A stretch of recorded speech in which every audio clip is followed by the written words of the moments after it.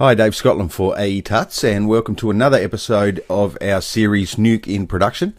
Today we're going to take a look at 3D camera tracking. So in order to really get into 3D tracking or 3D camera tracking in Nuke, you can't use the normal version of Nuke, you have to use the version Nuke X. The 3D camera tracker actually comes with Nuke X. Now, for those of you After Effects users that have used the Foundry camera tracker plugin for After Effects, then you're probably going to see a lot of familiar things when we go through this 3D camera tracking process today, because both of those systems were actually born out of the same development process. But there's one or two differences, and we hope to point those out as we move forward. So here we are in Nuke, and what I'm going to do is try to do a 3D track on this translating footage that's moving backwards through this library scene. I'll just play it through, let it cache up so we can see what we have to work with. And it's always a good practice to make sure that you are totally familiar with the footage that you're working with, just in case there's anything in it that needs to be masked out. Obviously, if there were any people moving around or any objects that were independently moving, independent of the camera movement, you would have to mask those out first and then proceed to your camera tracking process. But in this instance, we don't have any movement in the scene other than the camera movement, which is going to be ideal for us to explore some of the more basic parts of our camera tracker. So here's our footage here, and it's just a simple backwards move back through this library scenario here. And it's a handheld shot, but it's a fairly steady handheld shot, so there's not too much extraneous motion blur in there, and it's going to probably give us a pretty nice track as is. So I'm just going to use my tab creation method. You can, of course, use your tools down the side here, and you can also right-click in the node graph to create your nodes. So I'm just using the tab method. So highlight your read node, hit tab, and then start typing in camera tracker, and there it is there. And there's a whole bunch of settings that we can go into a little bit more detail, but let's see what we can get straight out of the box without setting up too much. And first thing I like to do is go to my tracker or tracking tab and just preview the features and have a bit of a look at what the features are going to be in the track, or at least what the camera tracker perceives to be features. Now remember that the camera tracker is looking for luminance values, and later on we're going to have a quick look at or a comparison about how we can fine-tune some of these luminance values or pre-treat the footage to get a better track. So what I like to do is up the number of features, and I'm just going to go for 500. I'm not going to change anything else in this tab, but I might go to the solver tab and then just raise from a keyframe accuracy low to high. Everything else I'm going to leave for now. I'm going to discuss these sorts of things in a little bit more detail shortly. And I'm going to come across to my camera tracker. Now the way to process this camera tracker is really quite easy. You just simply move down the list, and for those After Effects users that have used the Foundry's camera tracker, you'll see that that is a similarity between the two. You just literally track features, then you solve the camera, then you create the camera, in this instance the camera and the scene, and then you should have everything you need. So we're just going to go ahead and track features, and the way this works is it'll track all the way to the end of the footage, and then it'll get to the end and it will track all the way backwards, just checking the tracking resolution or tracking features as a sort of a two-step process. So we'll go ahead and let that run. So that's finished tracking now, and you can see that it's laid out all the features that it's found through that tracking process. Pretty standard for a 3D tracking procedure. So now we can go ahead and solve the camera and see what type of error ratio that we'll get. And if we jump into the Refine tab, this solve error up here is pretty good. We're looking at 0.97, but I think we can get it a little bit better than that. So what I like to do is come down and just delete all rejected markers and delete any unsolved markers. The first thing I'll tend to do is just tweak the minimum length until a couple of these markers start to disappear. 14 is actually quite good, considering we've got so many markers still green and only a couple of them red. And also make sure that you move through your timeline. You don't want to do everything relative to one frame. You want to make sure that you haven't got an entire section of your footage where you've just dumped a whole bunch of markers. So that's not too bad. I could probably come back a little bit and leave it at, say, 11. And then I'm going to bring back my max error. And just until I'm starting to see some red markers pop into my scene. And then I'm also going to bring back my maximum track error as well. And once again, just check through. Make sure we haven't wiped out too many markers in the process. So that looks pretty good. So let's go ahead and delete rejected. And also delete unsolved. And just recalculate the solve based on those markers. And see what we get. So we've got a 0.79 here. So that's pretty good. We'll delete any rejected. And it's looking pretty good. I'd be pretty happy with that. So the next thing I'm going to do is come into my camera tracker and create camera. Now I can create the camera just on its own, or I can create the camera and the scene. Now I'll show you the difference. I'm just going to click create camera. And here's the camera created on its own. You'll notice it is linked with a green line in our node graph. That means that the data is still coming from the camera tracker here. If I double click on the camera, you'll see that there's light blue color in the background of the rotate and translate data. And that means that it's linked to the parameters of another node in the node graph. So if you ever see that, that's what that means, and it's reinforced by this green link line here. And the little tick on the link line will show you the direction of the link. It's coming from the camera tracker and it's going to the camera. So let me just delete that and come back to my camera tracker, and this time I'm going to create scene instead of create camera. Create scene also creates a camera, but it also creates a scene node here. So I'll just move my viewer out of the road. So the three things that just got created when I clicked on create scene is a scene node, which I'll get to shortly, a camera node, and a camera tracker point cloud. Not to be confused with the point cloud generator node, which we're going to have a look at in a little bit more detail shortly. But this doesn't really become apparent in this view. So let's go ahead. We'll put this back to RGB, but we'll also jump into a 3D view. And now we're starting to see a little bit more 3D representation of the scene itself. Now, it's all out of whack, and it looks like it's actually going uphill as far as this 3D grid is concerned. Our scene is going uphill, but what is looking pretty good is the actual hallway or library aisle of books seems to look pretty close as far as representation of points in this point cloud. So all we need to do now is just sort of clean up the axes that's going on in here. And that means we just need to tidy up the ground plane as far as these point clouds, or as far as the camera tracker assumes what the ground plane is. And this is how we do that. We just go back to our 2D view. And if we go back and start at frame 0, what we want to do is grab as many points as we can down on this ground plane here. And we right click and we go ground plane set to selected, and you'll see these pink circles form.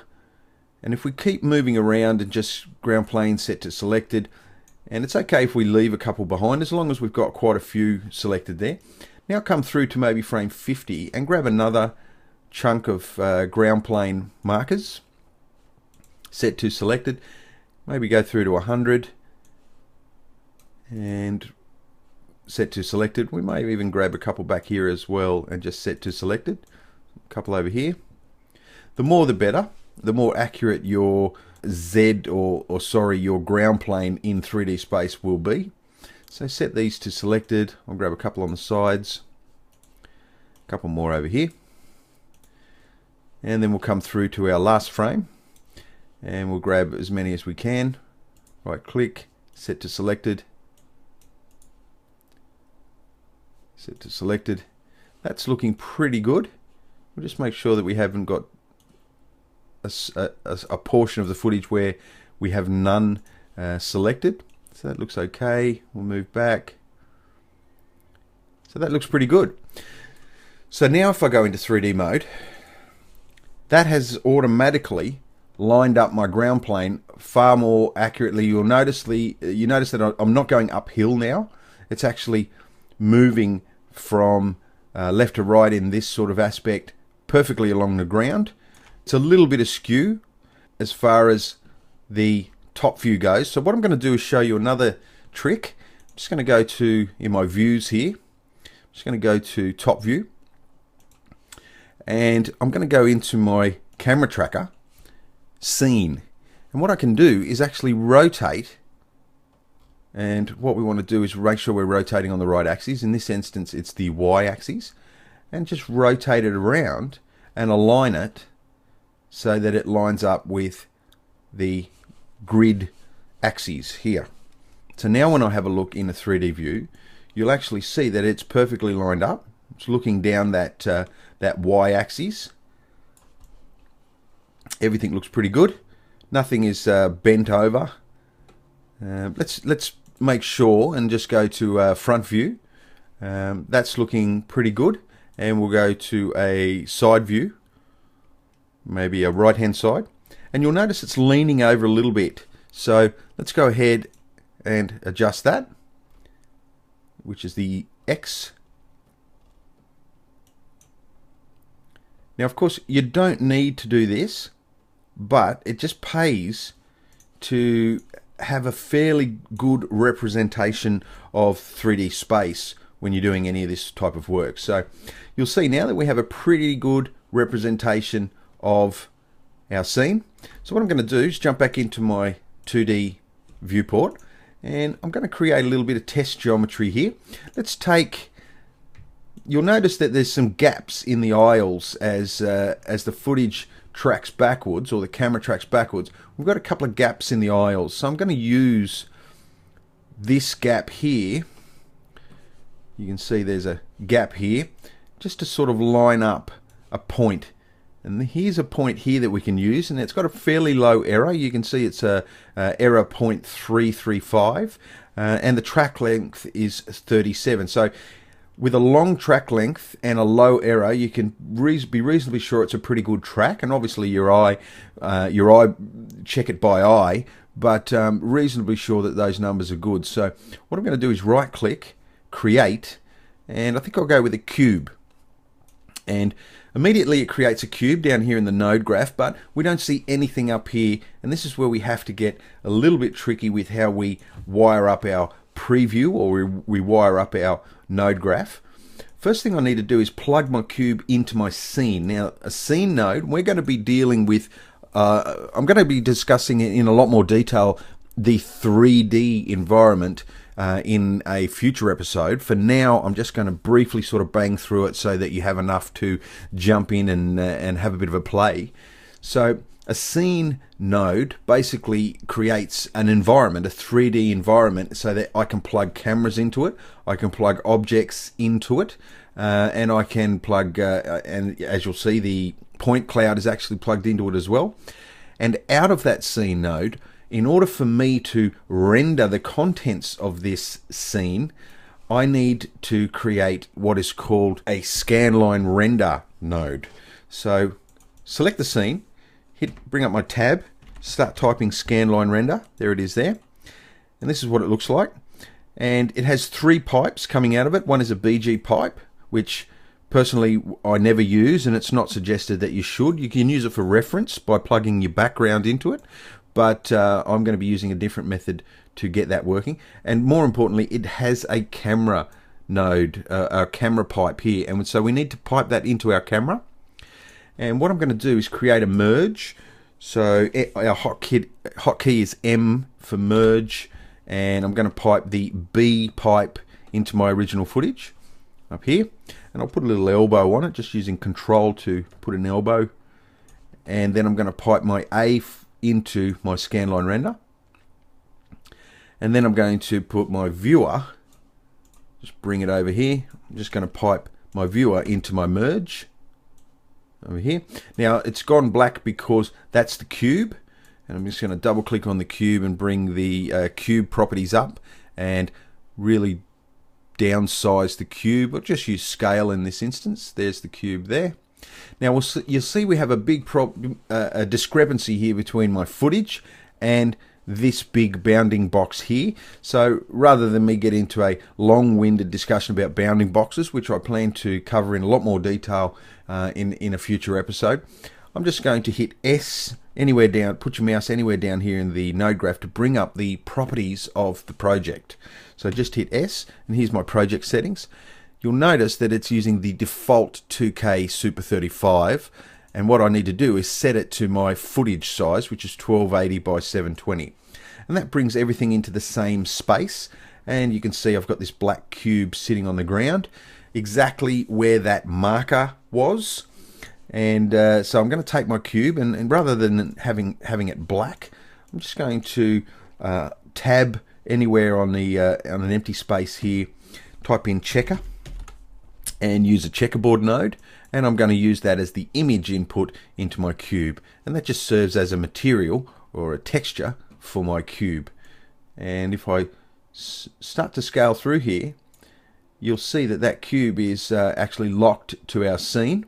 Now the problem with the cube, if I double click on it, you'll see that the gizmo, or the center or pivot point, is actually right in the middle of the cube, and we used a marker on the floor and we said create cube at that point.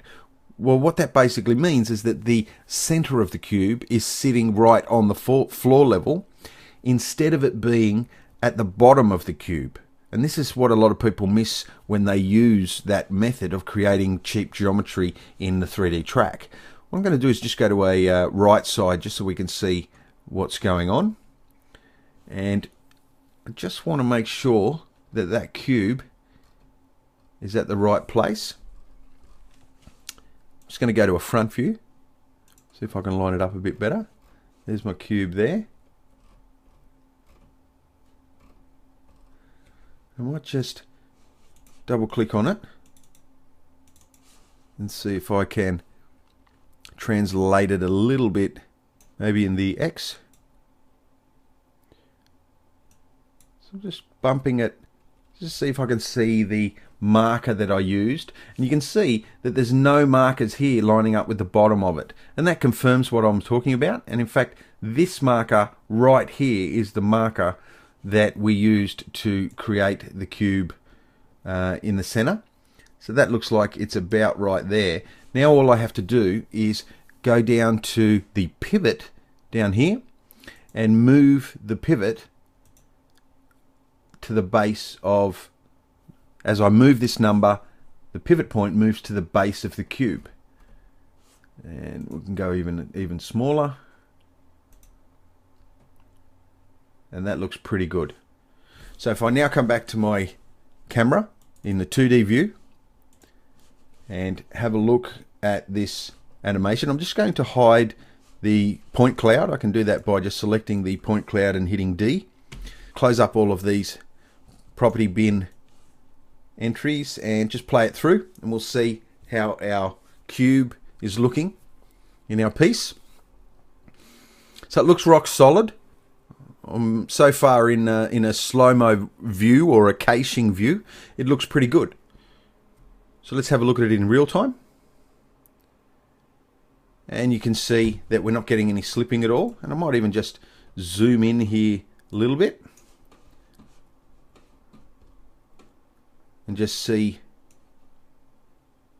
So it comes into view about there. So I'm just holding Control to bring up my brackets, and it goes out of view probably about there. So once again, Control, bring my brackets, and then I just want to have a look at this little section. It's always good to study things in isolation. It helps you really see what's happening, and then as a contrast, study the entire piece. That looks pretty good. I'm happy with that. So it looks like I've got a pretty good track there, and I can now go ahead, grab my cube, and start moving it left and right if I wanted to. So I could center it, I could move it back towards the camera or further away. I could even come into my scale and start moving it in the Z like this, come across, and that looks pretty good.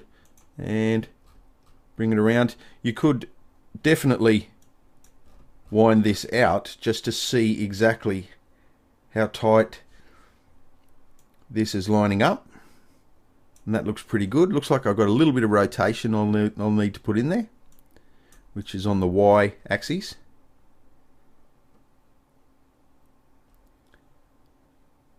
And that looks pretty good.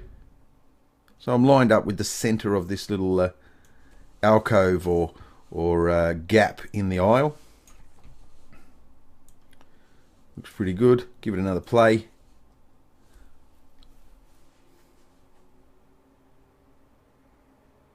Yep, no problem. So I'm happy with that, and there's a full range of things that I can do now that I have a 3D camera that perfectly matches my footage, and I've got a scene in place, and I've also got a reference object there that I can use, and I can start laying out geometry in a true 3D environment, which is a major difference between Nuke and After Effects, is the 3D environment that you can now start putting real geometry in, not 2.5D geometry, but true geometry. I can bring objects in from a 3D environment and start laying them into this scene. So I'm going to take this a little bit further, and I'm going to show you a comparison. Okay, so here we are with an almost identical setup with the exception of these two nodes here, and I've got my read node, and then it's feeding down into a sharpen node. So if I just put my viewer into that sharpen node, just so we can see what's going on. I'll just hide my camera tracker for a sec.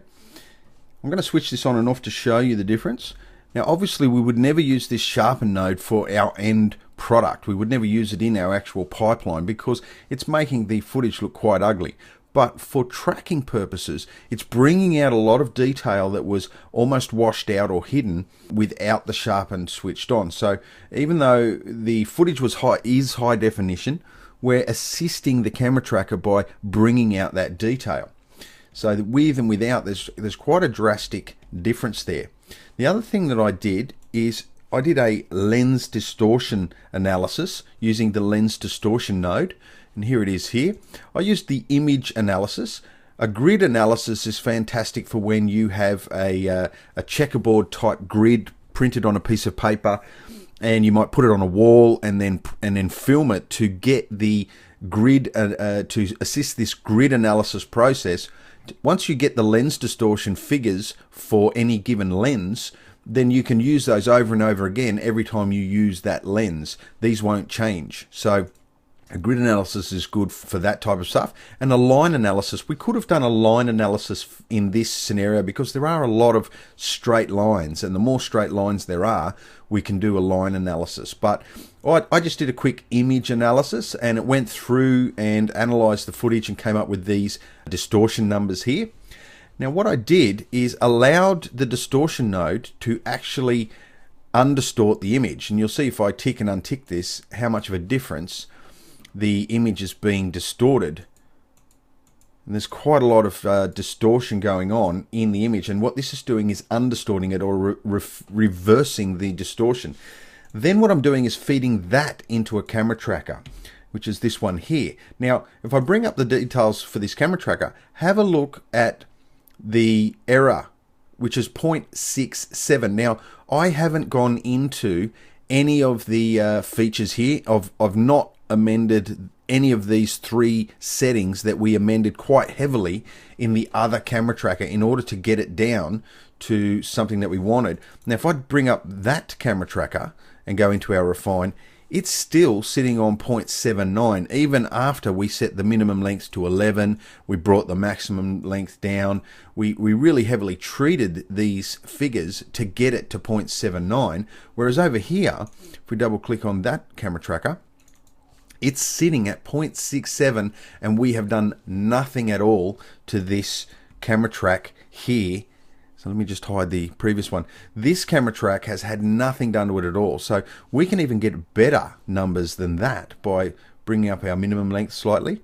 We can bring down our maximum track error and bring down our maximum error, something like that. Be a little bit too much. I think that might be okay. Delete rejected, go okay. and we've brought that down to 0.49. Now that is a massive reduction, and as a solve error, that is a really good number to go into a tracking scenario with. So what I'm going to do with that, and I'll just recalculate that solve and make sure we get the lowest possible number. 0.475 is really very good. And then I'm going to create scene like we did last time, and I'll plug my viewer into, in fact, what I'll actually do is repeat the process that we did before, just by jumping into a 3D view.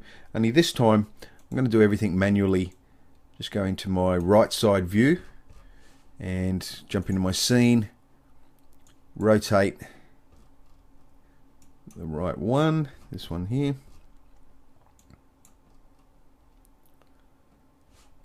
That's looking pretty good. And this, remember, I haven't selected anything for the ground plane. I'm just doing this manually. And notice it's sitting right down here. What I can do is lift it up, pop it about there, and let's have a look in our front view. Just find, there it is. So it's leaning over a little bit to the right. Just make sure that we're zoomed around. That looks pretty good. And then just lean it over. Whoop, on the Z.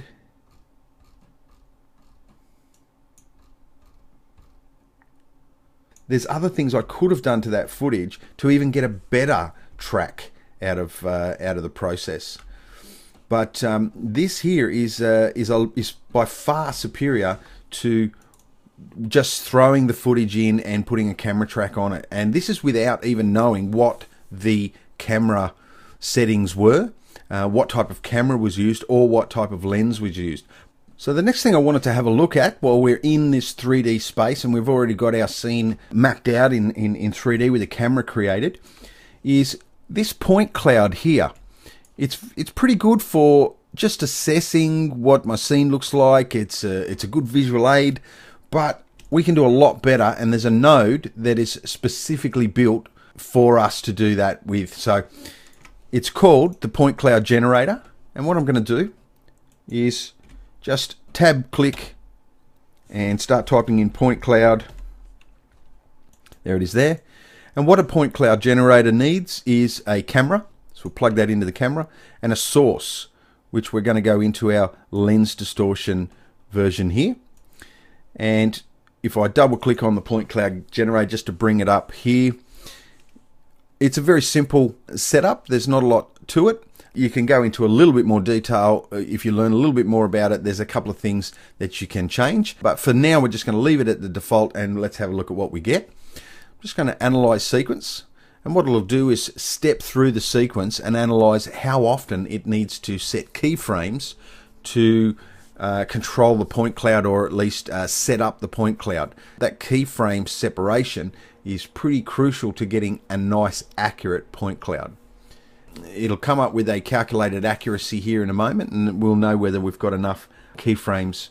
So we'll let that process through. So that's processed, and now you'll see that there's a series of keyframes along the timeline. They're not equally distanced, but you'll see that some areas actually have a lot tighter keyframes and some are a bit looser, and that's what that analysis process is all about. We've got an accuracy of 0.45, which looks pretty good. We're going to be able to get a fairly good point cloud now. I'm just going to go point separation, pop that down to 1. I'm going to go track points and go OK. So just arc rotate around my scene now, and you'll see that we have our point cloud. Now what I've done is actually hidden the original point cloud. It can become quite cluttered if I leave that on, so we switch that off.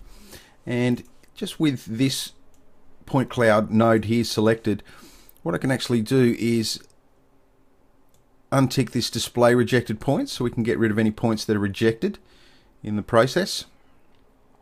Move in here a little bit, maybe take the selected off, and maybe reduce the point cloud size, the point size.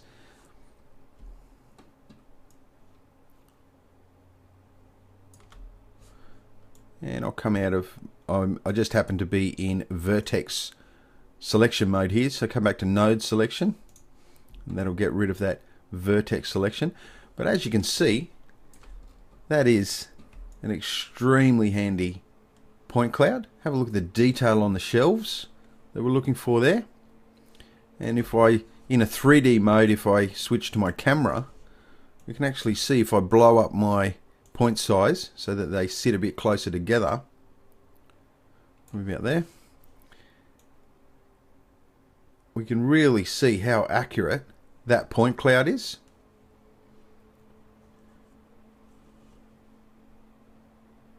So it is really an outstanding process. What we tend to do with this point cloud is we can use it to generate some geometry, and then we can take that geometry into a 3D application and start using it as a reference or reference geometry to start building things. And I might even just go to that front view and select all of these here.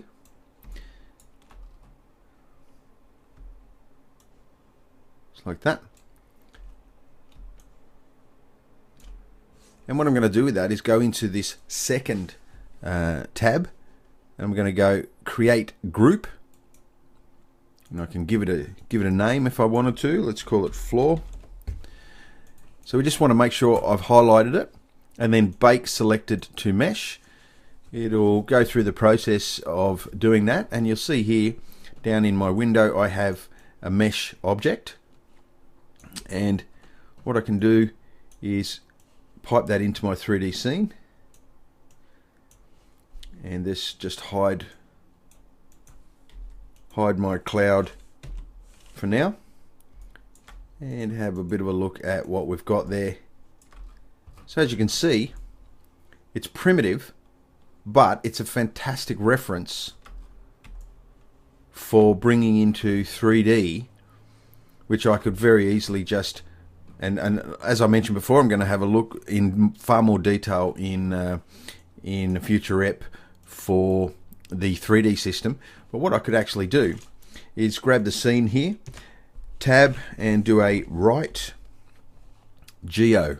So instead of writing a normal write node is the way we do a final render, but write geo allows me to actually write geometry out to be used in a 3D application. And I can just jump into here and output a 3D file, and you can see that I have the ability to output an Alembic file, FBX, and an OBJ. If I went out as an FBX, because I'm going out of the scene node, I would also get the camera as well.